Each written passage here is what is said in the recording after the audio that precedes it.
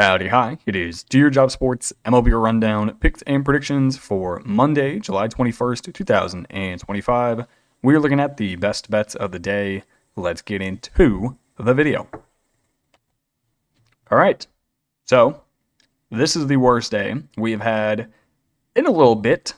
1 in 7. The only thing we hit was the Yankees money line. Everything else really never stood a chance. So, I will recap this hoot nanny, and then we'll get on to the picks for tomorrow. Also, that brings our season record to 382 and 380. Not ideal. Okay, so our only winner of the day, it was the Yankees, plus 115 on the money line. They win on the road in Atlanta. Final score, 4-2. They out-hit the Braves, 9 hits to 7. Maybe should have had a few more runs with 16 total hits in the game. But, Yankees got 2 in the top of the first, 1 in the top of the 6th, and then 1 in the top of the 7th. Braves plated theirs in the bottom of the 6th, and 1 in the bottom of the 9th with a Ronald Acuna solo shot. So, this Braves team is very bad. This Yankees team, much needed. They don't sweep, right? They just won 2 out of 3. Yeah, they win 2 out of 3 in Atlanta. They then go to the Blue Jays. So tomorrow in Toronto, should be a banger of a game. I will be betting Toronto. Now we're losers. We had the over and the Yankees and the Braves. That was no bueno, as they only scored 6 runs. We then had the rest. Marlins plus 115 on the money line. Never stood a chance. We also had the under 8.5 runs. Going into the bottom of the 9th. It was 7-0. The Marlins then scored 4 runs in the bottom of the 9th to screw our under and also still not come close to the money line. So thank you for nothing, Miami. Although I can't be too mad because you did win us all of our bets in the first 2 games of this series. So still can't be too mad. We took a flyer on them to sweep. They did not sweep. We lose both our bets. Next game, Giants minus 105, under 8.5 runs. If you would have told me the Giants put up 6 runs in this ball game, I would have told you for sure they won. But they did not. Giants 6, Toronto 8. Giants out-hit the Blue Jays 12-9. That means nothing, though, when Robbie Ray goes 4 innings, gives up 5 hits and 5 earned runs. He also walked 5 batters. You had Vladdy Guerrero with a homer, Bo Bichette with a double, George Springer with a solo shot, Alejandro Kirk scoring off of a single, and then an Addison Barger 2-run bomb to finish it out. And that is how the Blue Jays scored 8 runs. So our under, no bueno. Our money line, no bueno. Then final, nonsense here. We had the Rockies plus 1.5. They lost by 6. We had the over 10.5 runs. They only scored 1 run. Final score, Minnesota 7, Colorado 1. Joe Ryan, main story here. He went 7 innings, giving up 5 hits, only 1 earned run, struck out 11. And then you had German Marquez, 3 innings pitched, 4 hits, 3 earned. He walked 4 batters. Colorado's very bad. Should I have taken them plus 1.5? Probably not. Did we give it a go? Yes. Yes, we did. All right, that's the recap. Let's get on to the games for tomorrow. First game we're looking at, it is the San Francisco Giants headed to Atlanta. I want to back the Giants as a dog on the road. They're the better team. I think they have the better pitcher. I don't know why they're plus 115. I will also be taking the under of 9.5 runs. Giants just got swept at Toronto. Atlanta just lost 2 out of 3 at home to the Yankees. Hayden Birdsong, 4-3 with a 4.11 ERA.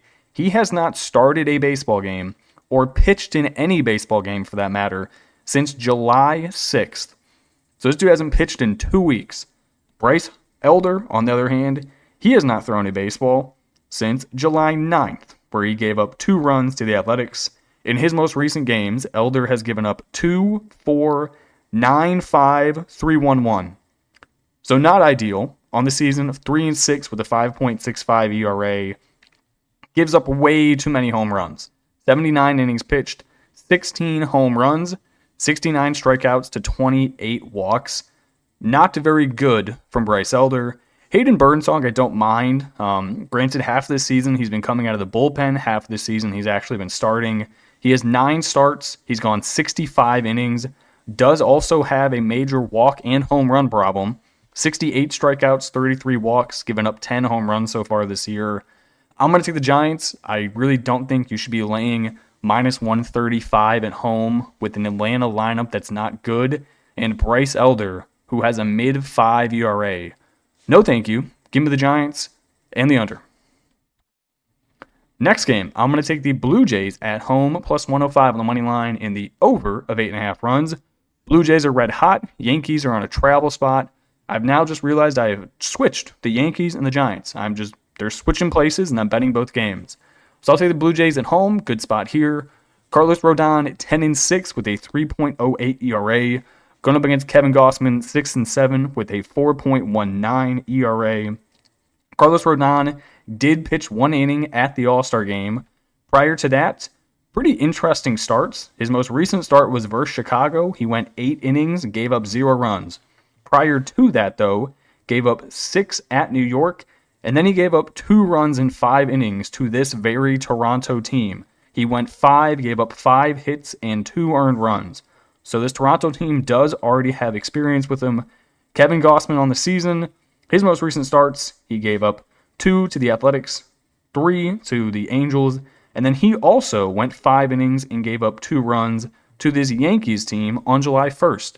So you got 2 basically even pitchers who have seen these lineups before. However, the Blue Jays are red fucking hot. So I will not fade them. I'm going to stop fading them. Plus money at home sounds good to me. Also give me the over 8.5 runs. Both of these lineups have already seen the opposing pitcher. Should be a decent amount of runs here. They're also swinging the bat pretty well. So give me the Blue Jays and give me the over.